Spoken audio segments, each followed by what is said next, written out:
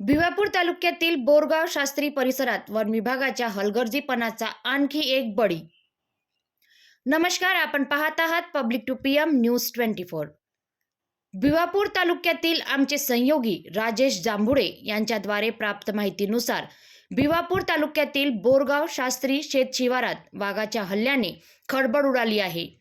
शेतकरी रामभाऊ तरारे यांच्या गोठ्यात शिरून वाघाने एका गोऱ्यावर हल्ला करून त्याला ठार केले आणि पुन्हा एकदा वन विभागाच्या निष्क्रियतेचा पर्दाफाश झाला आहे। सलग वाघ हल्ले होत असतानाही वन विभागाने कोणतीही ठोस कार्यवाही न केल्यामुळे आज शेतकऱ्यांचा संयम सुटला। घटनास्थळी मोठ्या संख्येने शेतकरी जमा होत ठिय्या आंदोलन करत वन विभाग अधिकाऱ्यांना खडे बोल सुनावले। आमचे जनावरे मरत आहेत, पण वन विभाग झोपेत आहेत का, असा संतप्त प्रश्न शेतकऱ्यांनी उपस्थित केला। पहाटे वाघाने गोठ्याचा दरवाजा उघडून हल्ला केला। यावरून वाघ मानवी वस्तीपर्यंत पोहोचला असताना वन विभाग अजून किती बळीची वाट पाहतोय, असा थेट आरोप करण्यात आला आहे। भीतीच्या वातावरणात शेतकऱ्यांना आपली पाळीव जनावरे हलवावी लागत आहेत, तर वन विभाग केवळ कॅमेरे लावून जबाबदारी झटकत असल्याचा आरोप होत आहे। वन विभागाच्या दुर्लक्षामुळे शेतकरी असुरक्षित, पुढील दुर्घटना घडल्यास जबाबदार कोण, हा प्रश्न आज संपूर्ण भिवापूर तालुका विचारतोय।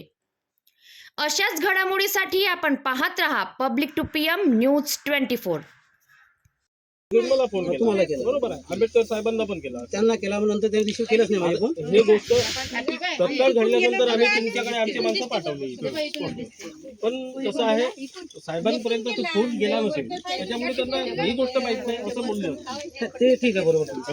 आता तुम्हाला दफन करू देऊ काही, म्हणजे याच्यानंतर तुम्हाला जेव्हा वाघ किंवा बिबट पकडायचा आहे, ही घटना घडवावं लागेल, तेव्हाच तुम्ही जेणेकरून त्या स्पॉटवर येणार, तेव्हा तुम्ही तिथे कचरा लावता की काय शेळी मेंढी ठेवता,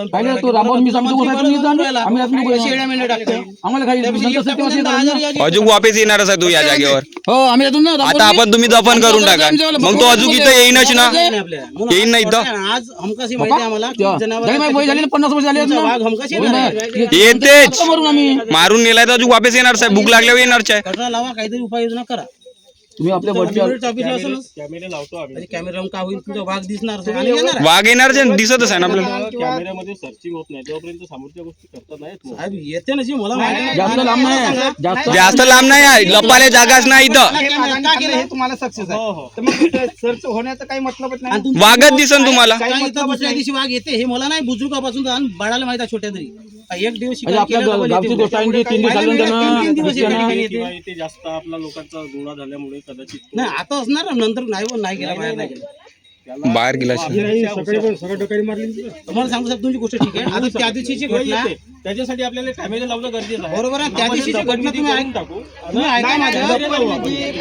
त्या दिवशी माझ्या गावला भरचे येतं, तुम्ही आले, पंचनामा करून गेले, सर्व झाले, 4 वाजता त्याच मुलाला आणखी त्याच्या शेताजवळ येताना दिसला वाघ, त्याने बैल सोडले, घरी पडत आला अरविंद भोयर, त्याला दिसले म्हणून गोष्ट हर दिवस गोष्ट वाकडलेल्या कालची गोष्ट मग सांगून द्या वरिष्ठांना, कटरा आणा, तुम्ही पकडून घेऊन जा त्याला, एवढं काम सक्सेस।